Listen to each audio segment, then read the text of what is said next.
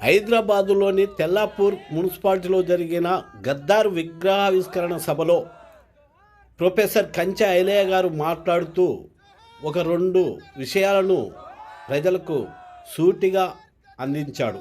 1, గద్దారును మాజీ సీఎం గారు కేసీఆర్ గారు అన్న మాట ఫుట్పాత్ గాడు అనే విషయాన్ని. 2వది, గద్దారును తన భవనం ముందు 3 గంటల సేపు గేట్ కీపర్గా కూర్చొని పెట్టుకున్న వైనాన్ని ప్రజలకు తెలియజేయాలని ఆ విధానంతో ఈరోజు కేసీఆర్ ఎక్కడ ఉన్నాడని తెలిచాడు. ఈ విధంగా కులాలు లేవు, మతాలు లేవు అని చెప్పుకునే వాళ్ళే కుల మతాలను ఏ విధంగా చూయిస్తున్నారో మనకు అర్థమవుతుంది ఈ పాలకులు. అందుకోసమే ఏ పాలన అయినా మన వర్గం నుంచి మనం మాట్లాడవలసిందే, నిలబడవలసిందే, కొట్లాడవలసిందే అంటూ ఐలయ్య గారు చెప్తున్నారు. ఊరూరా గోసి గొంగడేసుకొని ఆడే కళాకారులు ఆటలు పాటలు కాదు, కళాక్షేత్రాలను నిర్మించండి జిల్లా జిల్లాకు అంటూ పిలుపునిచ్చారు కంచె ఐలయ్య గారు. ఈ సందర్భంగా అంబేద్కర్ను గుర్తు చేసుకుంటూ ఆ మేధావి రాసిన రాజ్యాంగం ద్వారానే ఈరోజు ఒక గొల్లవాడినైనా నేను కోటు వేసుకొని ప్రపంచానికే దిక్సూచిగా ఇంగ్లీషు పాఠాలు అంటూ సగర్వంగా వినిపిస్తున్నాడు కంచె ఐలయ్య గారు. 1985 నుంచి ప్రజా ఉద్యమాల్లో ఆయన రాశాడు, పాడాడు, ఆడాడు, ఎగిరాడు. ఆయన ఒకవేళ సినిమాలలో పోయి ఉంటే ఎన్టీ రామారావు కంటే గొప్ప యాక్టర్ అయ్యేవాడు. తర్వాత మండల్ పోరాటంలో మేము కలిసి పనిచేసాం.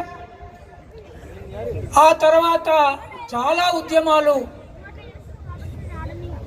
ఆయన పద్ధతిలో ఆయన చేశాడు, నా పద్ధతిలో నేను చేశాను. అక్కడ నీలి లాల్ జెండా ఆయన చేతిలో ఏదైతే పెట్టాడో బహుజన లెఫ్ట్ ఫ్రంట్ తరపున ఇద్దరం పనిచేశాం. అయితే తెలంగాణ ఉద్యమం నడుస్తున్నప్పుడు కేసీఆర్ గారు దాని పార్టీ నిర్మాణం చేసిన తర్వాత ఈయన చేతిలో తెలంగాణ పడితే ఐక్యంగా ఉన్న 2 కలిసి ఉన్న రాష్ట్రం కంటే అన్యాయం అవుతుందని నమ్మి నేను తెలంగాణకు దూరంగా ఉన్నాను. నా మిత్రులంతా తెలంగాణ ఉద్యమంలో ఉన్నారు. ఆ సందర్భంలో ఒకరోజు పేపర్లో ఒక వార్త చూశాను. ఎక్కడో గద్దరు పాటలు పాడుతూ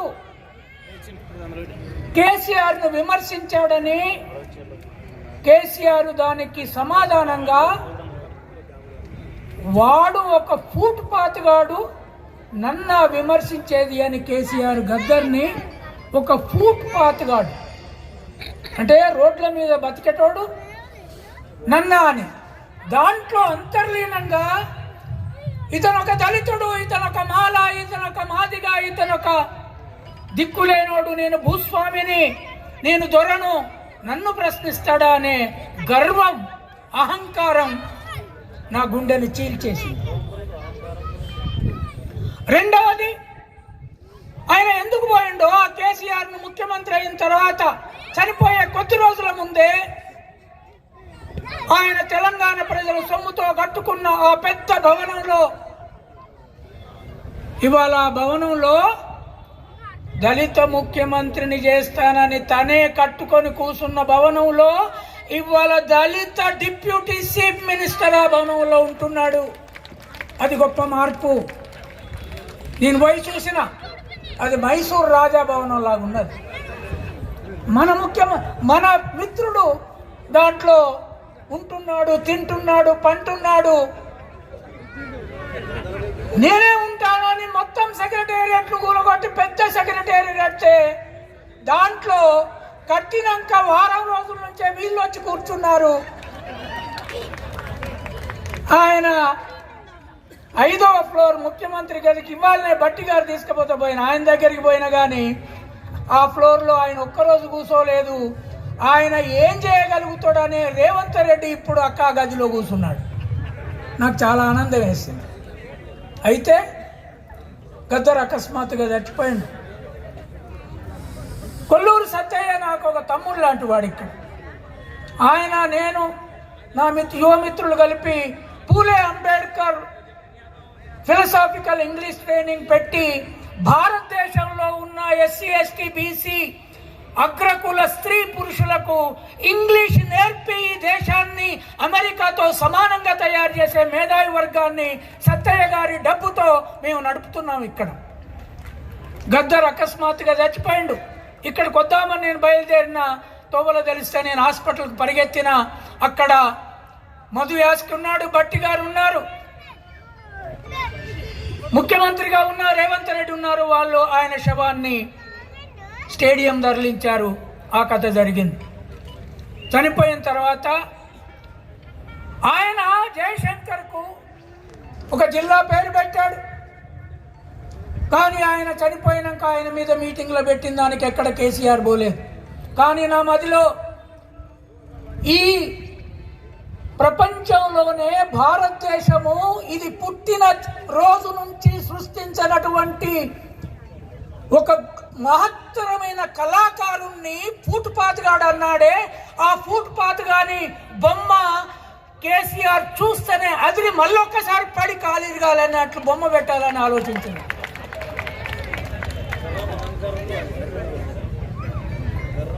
ఈ దేశంలో ఇలా కంచాయిలయ్య కోట వేసుకొని ఉన్నాడు, బట్టి విక్రమార్క ఉప ముఖ్యమంత్రిగా ఉన్నాడు, లేదా మధు యాస్కి ఎంపీ అయ్యాడు.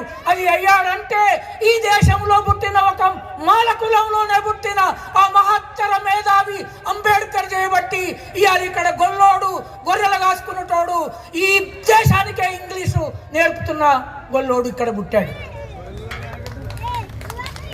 ఆ రంగంలో అంబేద్కరు ఒక లాయరు, ఒక డాక్టరు, ఒక ఎకానమిస్ట్ అయితే ఈ దేశంలో మొట్టమొదట పుట్టిన మహత్తర కళాకారుడు, పోయటు, రైటరు, గద్దరు. ఈ గద్దరు కూడా అంబేద్కర్తో సమానంగా దేశంలో ప్రచారం జరగాలి, ఆయన కూడా విగ్రహాలు కావాలని నాకు మదిలో పడ్డది. నేను ఎంతకాలం బతుకుతానో తెలియదు. 72 ఏళ్ళు ఉన్నాయి. నేను జేబీ రాజులాగా అంత గట్టోని కాదు. 84 ఏళ్ళకి అట్లా ఉండే పరిస్థితి లేదు. అయితే సత్యయ్య గారితో సత్యయ్య గారు ఏం చేద్దాం, మనోని అవమానించారు. మన మాదిగ సాకలి మంగలి కమ్మరి కుమ్మరి జాతుల్ని ఇప్పుడు కూడా తెలంగాణ వచ్చిన తర్వాత వాళ్ళ ఓట్లతో అధికారంలోకి వచ్చి వాళ్ళ చేతుల మీద అధికారం తీసుకొని ఫూట్పాత్గాడు అన్నాడే. ఏం చేద్దామంటే సత్యయ్య గారి ధైర్యం మామూలుది కాదు.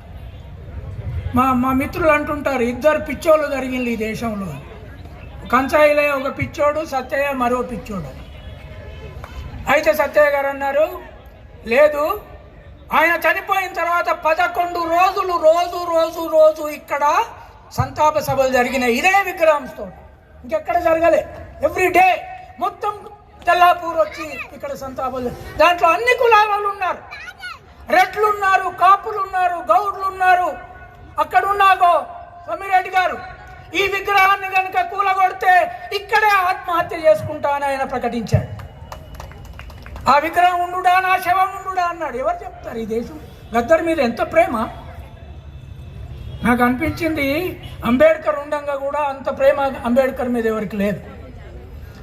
ఆ తెల్లాపూర్ గ్రామంలో ఇవాళ మొదటి విగ్రహం సత్యయ్య గారు చెప్తున్నారు, భరత్ ఒక యువకుడు పోరాటం చేయడానికి సిద్ధంగా ఉన్నాడు. ఇప్పుడు జిల్లాలలో గద్దరు విగ్రహాలు వస్తాయి. జిల్లాలలో గద్దరు కళా కేంద్రాలు మొదలు పెట్టండి. కళాకారులారా, పాడుడే కాదు, ఎవరైతే ఫుట్పాత్ అని మన విప్లవ వీరుణ్ణి, ఒక సాహిత్య పోరాట యోధుణ్ణి ఈ దేశంలో హరప్పా నగర కట్టిన దగ్గర నుంచి ఇప్పటి వరకు పుట్టినటువంటి డప్పు, సప్పుడు, జగ్గు, గొడ్డు, ఏను, డోలక్తో వేసుకొని తిరిగి మహత్తర పోరాటం చేసిన ఆ గొంగడు వేసుకొని ఈ దేశాన్ని మార్చిన వ్యక్తిని నువ్వు ఫుట్పాత్ అంటావా? కనుక నీ రోగము దిప్పే విగ్రహం అది, నీ దిమ్మ దిప్పే విగ్రహం అది. అది ఒక్క దగ్గర ఆగదు. అంబేద్కర్ విగ్రహంలాగా మొన్ననే విజయవాడలో నేను వెళ్ళొచ్చిన అక్కడ పెట్టిన అంబేద్కర్ సోషల్ జస్టిస్ సెంటర్ ప్రపంచంలో ఎవరికి లేనటువంటి అక్కడ ప్రభుత్వం పెట్టింది. బట్టి గారు, మీరు నేను బతుకున్నప్పుడు ఇక్కడే వాళ్ళు 15 ఎకరాలు అడుగుతున్నారు. ఈ 15 ఎకరాలు ప్రజా పోరాటాలతోటి ఎస్సీ ఎస్టీలకు ఇచ్చిన భూమి దాన్ని తిరిగి తీసేసుకొని 120 కోట్లకు ఎకరం ఉన్నది. దీన్ని అమ్ముకతొప్పాలని ఇంతకుముందు ముఖ్యమంత్రి చూశాడు. ఇప్పుడు ఆ 15 ఎకరాలని ఇక్కడి వాళ్ళకు ఒక పార్క్ చేసి దానికి Gaddar cultural centre of India అని పేరు పెడదాము. అక్కడి నుంచి దేశంలో ఏ యాక్టర్ వచ్చినా, కల్చరల్ మినిస్టర్ నన్ను కారులో వచ్చినప్పుడు మేము అందరం కలిసి వచ్చాం. జూపల్లి గారు నన్ను ఒకటి అడిగారు, ముఖ్యమంత్రి గారు, నేను కూడా అక్కడే మాట్లాడి వచ్చాను. ముఖ్యమంత్రి గారు గద్దర్ అవార్డ్ ఇస్తున్నాడు కదా, హర్షిస్తారా సినిమా వాళ్ళు అన్నారు. నేనన్నా, సినిమా వాళ్ళు ఏ సినిమా యాక్టర్ కూడా గద్దర్తో పోల్చుకునే తాహత్ ఈ దేశంలో లేదు.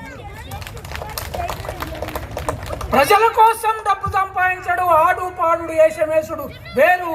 ప్రజల జీవితాలను మార్చడానికి గచ్చగట్టి ఆడి పాడి తను 6 బుల్లెట్లు దిగిన ఒక బుల్లెట్ శరీరంలో పెట్టుకొని నీ తెలంగాణ ఉద్యమంలో గద్దరు అంతెత్తెగిరి దునికినప్పుడే కదా ఈ తెలంగాణలో అక్కడ ప్రభుత్వాలు కదిలినాయి. కనుక ఆ గద్దర్ని ఇన్సల్ట్ చేసిన దానికి తెల్లాపూర్ గ్రామం, తెల్లాపూర్ మున్సిపాలిటీ కేసీఆర్ కు అటువంటి దొరలకు ఒక సమాధానం చెప్పింది. ఆ సమాధానమే ఈ విగ్రహం, ఆ సమాధానమే ఈ స్టాచ్యూ ఈ దేశాన్ని సాంస్కృతికంగా డబ్బు ఆధారంగా మార్చే ఒక మహత్తర పోరాట సంఘర్షణ నిధి అది. ఆ నిధిని మీరు ఇవాళ ఇచ్చారు. నాకు తెలుసు సత్య గారు మన వాళ్ళకి ఏం పువ్వు పెడుతున్నారు అని అడిగాను. ఈ రాత్రి ఏం పువ్వు పెడతానంటే గద్దర్ పండుగ కదా, అందరికి మాంసంతో పెడదామన్నాడు. ఆ బువ్వ వేడి చేస్తున్నది, మీరందరి ఆకలితో ఉండొచ్చు.